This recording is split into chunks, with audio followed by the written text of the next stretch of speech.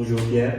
Bonjour Pierre. C'est un plaisir de vous rencontrer aujourd'hui autour de cette conversation autour de la poésie et du thème de l'exil et de la nécessité d'écrire qui peut naître ou qui naît des fois de cet état qu'est l'exil. J'ai vu vos publications sur notamment en matière de poésie. Je vois aussi que vous faites du roman. Ce qui m'a beaucoup interpellé dans votre dernier roman, c'est le titre en fait. C'est-à-dire, vous dites que vous étiez poète de profession. Et sincèrement, cela m'a alerté, m'a interpellé, parce que souvent moi je pose ma profession d'avocat à ma condition de poète, me disant que ce sont deux choses radicalement opposées. Et ça m'a un peu étonné de voir que vous parliez de la profession en matière de poésie. Peut-être que vous pourriez me dire ce que vous souhaitiez dire par là, parce que moi personnellement, cela m'a interpellé. Je peux le comprendre. Et en fait, quand j'ai écrit J'étais poète de profession, donc déjà le livre est un hommage. À un ami décédé, un ami très fort, avec qui j'avais des liens d'amitié, et qui écrivait aussi. Et dans un de ses textes, dans un de ses premiers textes, il avait écrit, c'est un grand texte en prose, un grand bloc de prose de 3 pages à peu près. La dernière phrase, c'était « J'étais poète de profession ». D'accord. Donc je l'ai gardé et je l'ai repris dans mon travail d'écriture. À la fin, donc c'est un livre qui est composé en 2 parties. Une première partie sur un peu les aspects positifs, et puis la deuxième partie, c'est une espèce de dégringolade du héros.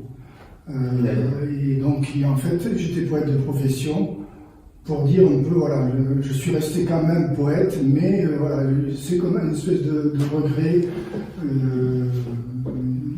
Comme s'il y avait une perte infinie, indéfinie. Comme si votre ami était resté poète un peu dans l'au-delà. Oui. Et cette phrase, c'est peut-être le motif qui vous permet de le retrouver. Absolument. De faire la jonction entre les deux mondes. Tout à fait. Oui. Et aussi par rapport à ce que vous disiez tout à l'heure, c'est que et ça, c'est sur un plan peut-être plus personnel. Moi, je n'ai jamais attaché d'importance au métier, à la profession. Genre, là, pour l'instant, là, je suis retraité. J'étais dans le travail social, j'étais formateur, donc je formais des étudiants. Mais c'était quelque chose que je faisais un petit peu contraint et forcé. Oui, heureusement qu'il y avait l'écriture. Mais voilà, c'était pas quelque chose de. Oui, vous dites heureusement qu'il y avait l'écriture, et effectivement, moi je reprends cette phrase parce que heureusement que dans ma vie au quotidien il y a l'écriture. Contrairement à vous, ma profession, je ne saurais la prendre à la légère parce qu'elle est trop prenante, elle occupe beaucoup de temps. Et justement, je suis généralement, je le dis souvent, je suis souvent dans ce combat, dans cette lutte entre cette profession un peu rigide, chronophage, qui est le droit, et je force un peu pour me créer du temps, pour trouver du temps, pour me mettre en état de poésie et pour écrire. Et sincèrement, contrairement à ce qu'on le pourrait croire, parce que ce sont 2 exercices qui vous plongent dans le monde de l'écriture, dans le monde de la parole, mais il y a une vraie opposition qui peut être violente. Et j'ai souvent dit, depuis que je suis rentré en fac de droit, jusqu'à devenir avocat, j'écris moins parce que j'ai moins de temps pour écrire. Mais parfois aussi, ce qui est bien dans la poésie, c'est que des fois la poésie peut me convoquer. C'est-à-dire, je peux être en plein travail d'écriture professionnelle, et puis à un moment donné, je suis obligé de m'arrêter parce que la poésie me prend par les tripes, s'invite sans avoir été invité, et puis s'impose. Donc en quelque sorte, comme vous aussi, il y a une sorte de hiérarchie entre ces deux instances, pour moi, la poésie est la première. Voilà. Ça me fait penser d'ailleurs à un poème où je disais, je parlais de la poésie, mais je parlais aussi de la femme, et je disais que au non jamais, femme ne sera plus belle que toi, mon poème est ta seule rivale.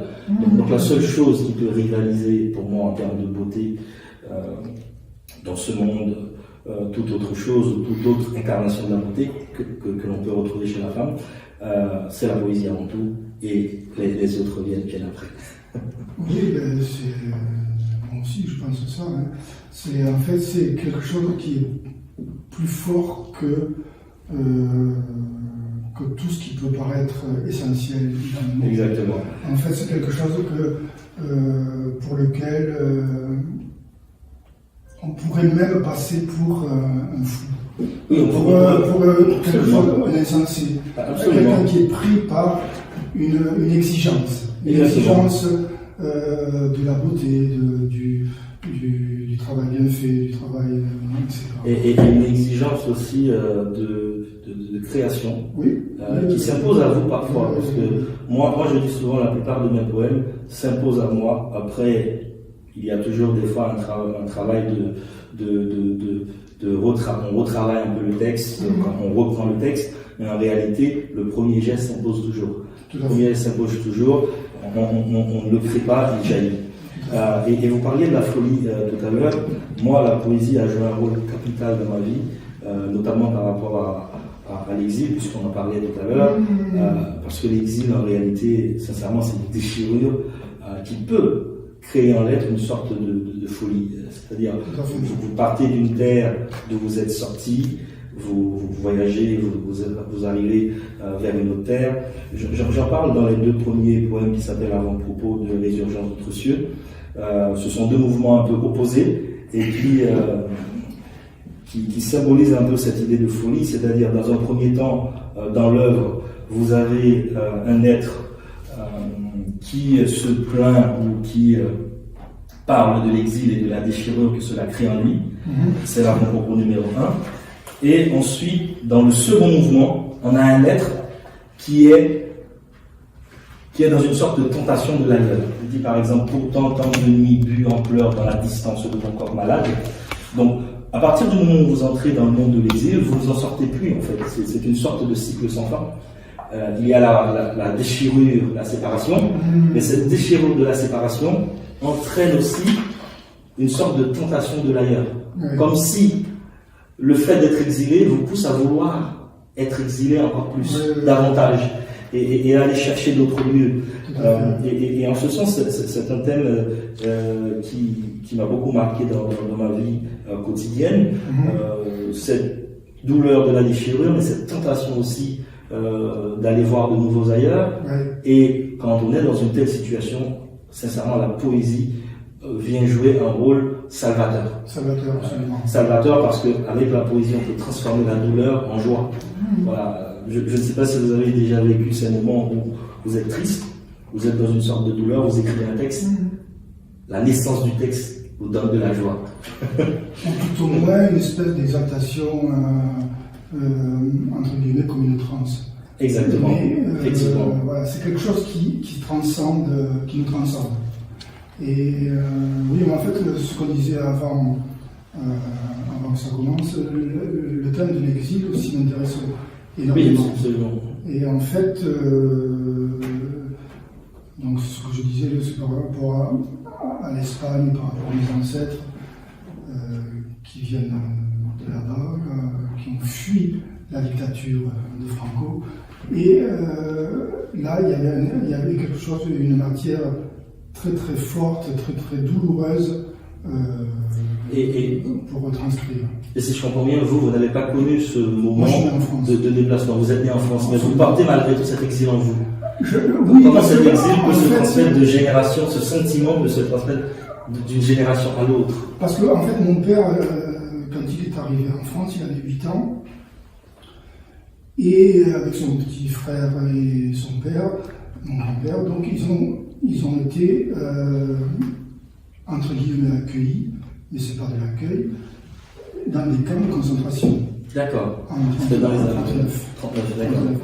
Donc en fait, ça s'appelait vraiment camp de concentration, mais bon, ça n'avait rien à voir avec les termes de la chose, etc. C'était pas des camps de la mort, mais le terme techniquement, le terme propre, le terme ministériel de l'époque, était camp de concentration. Et effectivement, en fait, on avait parqué les Espagnols qui fuyaient le franquisme dans des camps sur la plage, sur le littoral méditerranéen, Collioure, Saint-Cyprien, Argelès, etc.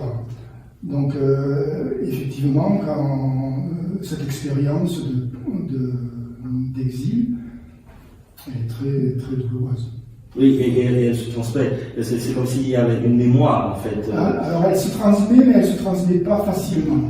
D'accord. Parce que, justement, un silence. Ah oui, un silence. Mon père n'a jamais voulu parler de ça. Ah oui, d'accord. Jamais. Et il a fallu que moi je lui rachète un petit peu les mots de la bouche, mais il n'a jamais voulu. Comme on ne peut pas nommer, on ne peut pas faire apparaître quelque chose d'aussi cruel. En fait, vous parlez de vos origines espagnoles. Permettez-moi de trouver un point de ressemblance entre nous deux, parce que moi je suis l'homme de plusieurs exils, si je puis m'exprimer de la sorte, étant né en Haïti, oui, où j'ai grandi, et où on m'a inculqué un sentiment d'attachement à cette terre qui a été très fort, qui est très fort.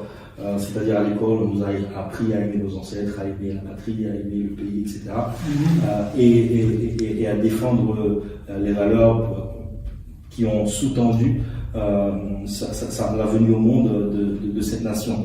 Et nous sommes l'homme de... En fait, je suis personnellement marqué par plusieurs exils parce que j'ai l'exil que j'ai connu personnellement, mais il y a quand même aussi la mémoire collective des Haïtiens qui est marquée par la transplantation d'Afrique en Amérique et qui est une sorte d'exil que presque tous les Haïtiens portent en eux.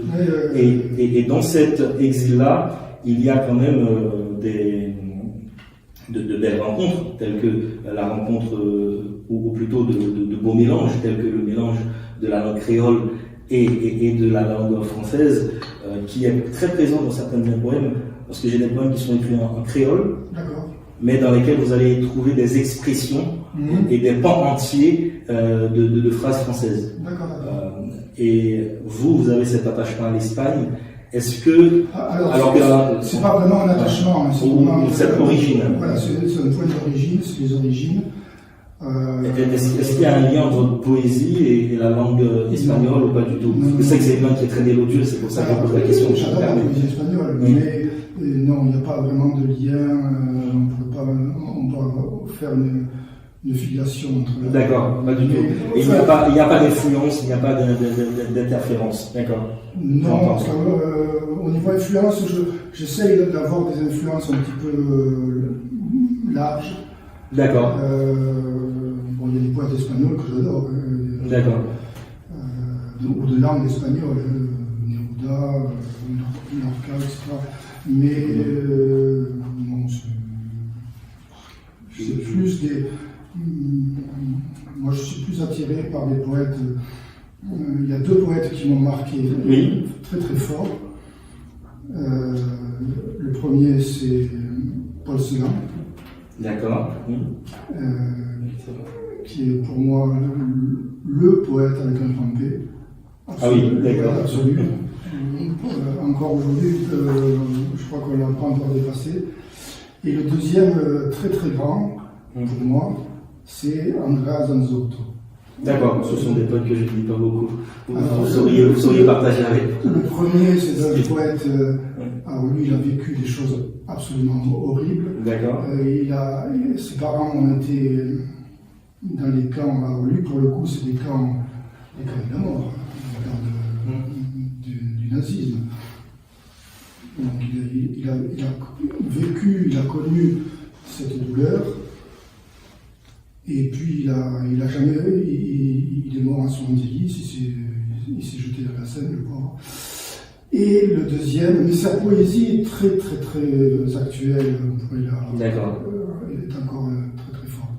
Et le deuxième, Sanzotto, il a vécu très vieux. C'est un poète italien. D'accord. Absolument. Et il écrit en italien. Alors, il écrit en italien et aussi dans un dialecte en vénitien. Vénitien, d'accord. Donc, quelquefois, c'est en vénitien, italien et français. Oui, il y a une belle diversité dans sa langue. Et qu'est-ce que vous aimez chez cette poète particulièrement d'un point de vue esthétique? Est-ce qu'il n'y a que la portée en fait? Alors, au niveau esthétique, c'est la sensibilité. Pour moi, c'est la sensibilité à l'état premier, à l'état très très fort. Peut-être posant autour du lyrisme aussi en plus, une espèce d'invention permanente, une espèce presque de jubilation d'écriture, une espèce de beauté, en fait. De beauté, voilà, un truc cool qui. C'est vrai que moi je suis resté attaché à des poètes qui sont d'un autre temps, comme Baudelaire ou Rimbaud. Ah, d'un autre temps, pardon. D'un autre temps. Des poètes d'un autre temps, comme Baudelaire, qui reste pour moi le poète. Ah oui, Baudelaire, c'est magnifique. Le poète parmi tous les poètes qui est indépassable. Ce sont ces sujets, les thèmes qu'il traite, et aussi il y a une sorte de magie, pour ne pas dire de mystique en fait dans ces thèmes et dans cette tentation qu'il a d'aller vers les cieux, d'aller au-delà des éléments, tout ça, etc. Cet être déchiré entre la terre et les cieux, voilà, c'est ce qui me plaît beaucoup chez Baudelaire, même s'il a beaucoup écrit aussi sur la ville et sur des choses très concrètes. Et c'est ce Baudelaire-là qui me plaît beaucoup. Ah oui, mais j'adore la poésie du XIXe siècle, la poésie Baudelaire notamment, et puis il y a quelqu'un aussi dans le XIXe siècle qui j'ai énormément d'admiration, c'est Verlaine. Ah, Verlaine. Ça c'est vrai qu'il est. Verlaine, je prends tout de lui. Je prends absolument tout, même les poèmes où il glorifie Dieu, où il glorifie. Bon, on pourrait les considérer comme des poèmes un peu, entre guillemets, secondaires. Exactement. Moi, je les prends parce que même là-dedans, je considère que, en fait, il y a du Verlaine, c'est-à-dire il y a du rythme. C'est de la pure musique. Exactement. Et c'est ça que je trouve fabuleux chez lui. C'est vrai. C'est vrai que lui. Il y a une espèce de cadence, de rythmique, de musicalité. Oui, en fait, cette musicalité, on la retrouve aussi chez Baudelaire. Absolument. On va dire le premier Baudelaire, c'est-à-dire le Baudelaire qui fait encore de l'alexandrin classique, qui fait encore des rimes. Mais c'est vrai que chez Verlaine, c'est tout autre chose. On est dans une autre dimension, on est dans un concentré de sonorité. Et effectivement, je pense à quelques de ses poèmes qui sont d'une beauté implacable, absolument. Mais c'est vrai que je me rends compte, je reste très attaché au XIXe siècle. D'accord. Alors qu'il y a eu beaucoup d'autres mouvements après. J'ai écrit en vers libre, mais je reste obsédé par l'alexandrin classique, c'est-à-dire l'alexandrin avec la césure au milieu, les hexasyllabes. Je reste obsédé par ça. Je ne fais pas de vers, de rimes, mais je suis dans le rythme. Et le rythme est d'une importance capitale pour moi. Oui, parce qu'au-delà de la rime, je pense que fait, la rime n'est pas nécessaire. En fait, il faut, pour moi, il suffit que dedans, il y ait des concordances. Exactement, on peut avoir des sortes de rimes intérieures. Exactement, Voilà. des mots ou des syllabes qui rappellent une autre. Exactement. Et qui vont faire une espèce de conjonction. Voilà. Moi, c'est ce que je recherche, ça aussi. Oui, moi je suis. Et en fait, c'est de la musique. Oui, la musique et puis. C'est de la musique interne. Absolument. et qu'on arrive à transmettre dans la disposition des vers. Mais je cherchais votre poème de tout à l'heure parce que je regardais l'un de vos poèmes, je crois que c'était à la page 81, dans cette anthologie. Mais je ne le retrouve plus. Parce qu'il y avait quelque chose qui m'avait interpellé, sur lequel je souhaitais revenir. Oui, bien sûr. D'ailleurs, tu me fais penser un peu à votre ami, mais un soir à Kinshasa, d'accord. Je cherche la table des matières. Mais... Et quand j'ai écrit ça, j'étais jamais allé en Afrique. Ah oui d'accord, c'est pas dans cette. Vous n'étiez jamais allé en Afrique. Vous avez écrit un soir à Kinshasa avant d'aller à Kinshasa. Non, parce qu'en fait, c'est une sorte. Ce sont des petits poèmes en prose, oui. Un soir à Kinshasa. Oui. Et par contre, il y a un déclencheur. Le déclencheur, c'est la musique. La musique à l'époque, parce que ça c'est quand même des poèmes qui sont assez anciens, j'écoutais des musiques un petit peu... enfin, il y avait surtout une musique qui revenait souvent. C'était Brian Eno, je ne sais pas si vous le connaissez. Brian Eno et John Essel. Donc en fait, il y avait un disque qui s'appelait Possible Musics. Et avec Brian Eno et John Essel, ils jouent de la trompette, oui. Avec trompette reliée à des synthétiseurs et à des claviers. Et Brian Eno, c'est des claviers. Et en fait, leur combinaison, leur musique à deux, me faisait penser énormément à l'Afrique. D'accord. Une espèce de... Ah, vous étiez comme transporté par cette musique-là à Kinshasa, en fait. Absolument. Oui, en fait, c'est le premier poème de ce recueil, en fait. Ça fait... Le soir à Kinshasa. Voilà, il y a une petite suite. Le soir, une souricière rocambolesque où mes mains prennent appui sur les cristaux d'absolu, où mon sang afflue dans un rêve ingénieux. Je voulais revenir sur ce poème. Nuit qui crachote pour les vivants, un peu d'âme. Un peu d'âme pour les vivants. Ouais. Ils n'en ont pas.